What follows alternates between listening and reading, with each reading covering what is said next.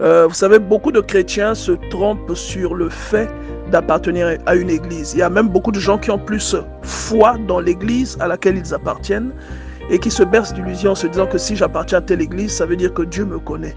C'est complètement faux. On n'est pas un enfant de Dieu parce qu'on appartient à une grande église ou qu'on appartient à une belle église ou qu'on est la brebis d'un pasteur. On est un enfant de Dieu lorsqu'on a l'Esprit de Dieu. Quand on a l'Esprit de Dieu, on manifeste les œuvres de Dieu. On ne lit pas la Bible parce qu'on appartient à une église. On a cette envie qui nous brûle de lire la Bible parce qu'on a un lien avec Dieu.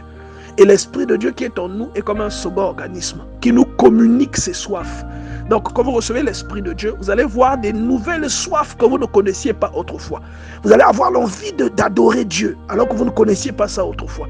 À l'époque, vous le faisiez mécaniquement, mais là, même la nuit, vous vous réveillez, vous avez envie d'adorer. C'est une soif que vous communique l'Esprit de Dieu. Et c'est ce que vous retrouvez dans Exode chapitre 12. C'est le même mystère que vous retrouvez. Pour ceux qui ne connaissent pas le contexte d'Exode 12, les enfants d'Israël sont en Égypte.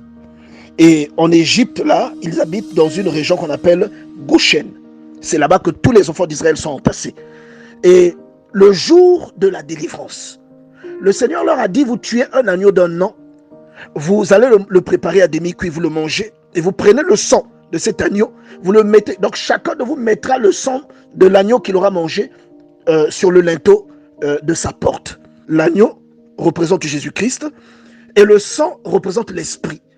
Et donc, ce n'est pas parce qu'eux, ils habitaient à Goshen, le territoire des Israélites, comme toi qui penses que parce que tu es dans l'église, que cela te suffit, ou que tu es conduit par un pasteur quelconque, que cela te suffit. Il faut que le sang soit retrouvé sur toi.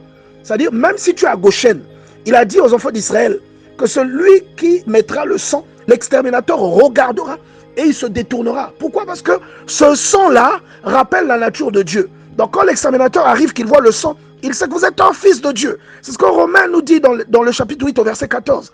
Et donc quand vous voyez cela, c'est un enseignement sur l'illusion qui berce souvent certains chrétiens de penser que parce qu'ils sont dans une église, qu'ils sont conduits par un pasteur populaire, que eux ils seront enlevés. Ou encore, il y a certains courants religieux qui pensent qu'il n'y a que eux qui seront enlevés. Vous voyez?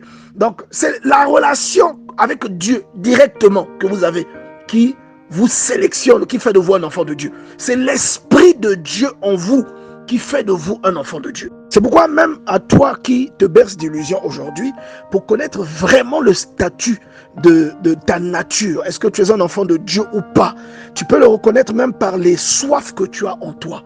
Et une personne qui a reçu l'Esprit de Dieu aura constamment envie de lire la parole de Dieu. Il y aura des temps où vous allez pleurer lorsque vous pensez à Dieu. Les fruits que vous portez illustrent la nature que vous avez.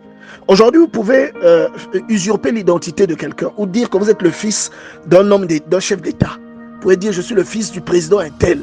Et vous pouvez berner beaucoup de gens en disant cela. Mais le jour où vous tomberez sur quelqu'un qui connaît le président, même si c'est son ennemi, cette personne, parce qu'elle connaît bien le président en question, vous dites que vous êtes son fils, cette personne saura si vous mentez. Cette proclamation peut attirer la mort dans votre vie. Et c'est ce qui est arrivé au fils de Séva dans Actes chapitre 19. Ils ont usurpé une autorité en fait. Ils ont donné un ordre en s'appropriant l'autorité du nom de Jésus. Et curieusement, cette autorité, ils ne l'avaient pas. Parce qu'ils n'avaient aucun lien avec Jésus-Christ. Donc aujourd'hui, vous par exemple, même dans vos songes, un combat que vous menez dans le songe, vous criez au nom de Jésus, parfois ça ne fait rien. La personne contre laquelle vous dites au nom de Jésus, elle continue d'avancer. Ça veut dire que vous devez vraiment vérifier le lien qui existe entre ce Jésus et vous. Ce n'est pas parce que vous chantez bien à la chorale, ce n'est pas parce que vous faites des prières d'intercession redoutables, que moi j'appelle des prières mitraillettes, que Jésus vous connaît. C'est archi faux. Jésus vous connaît si vous avez son esprit. C'est ce que la Bible nous dit dans le livre de Romains. Et c'est ce que vous retrouvez dans Exode chapitre 12. C'est le même mystère que vous retrouvez. Le sang de l'agneau qui devait être appliqué. Ce n'est pas parce que vous êtes israélite que vous n'allez pas manger la Pâque, vous n'allez pas appliquer le sang. Et si vous n'appliquez pas le sang, vous mourrez. La Bible dit que le Seigneur dit aux enfants d'Israël, vous appliquerez le sang et quand l'exterminateur passera, il verra le sang, il se détournera. Il n'a pas dit parce que vous êtes israélite ou parce que vous habitez à Goshen. Il a dit c'est quand il verra le sang. Donc c'est quand il voit l'esprit qu'il sait que vous êtes l'enfant de Dieu.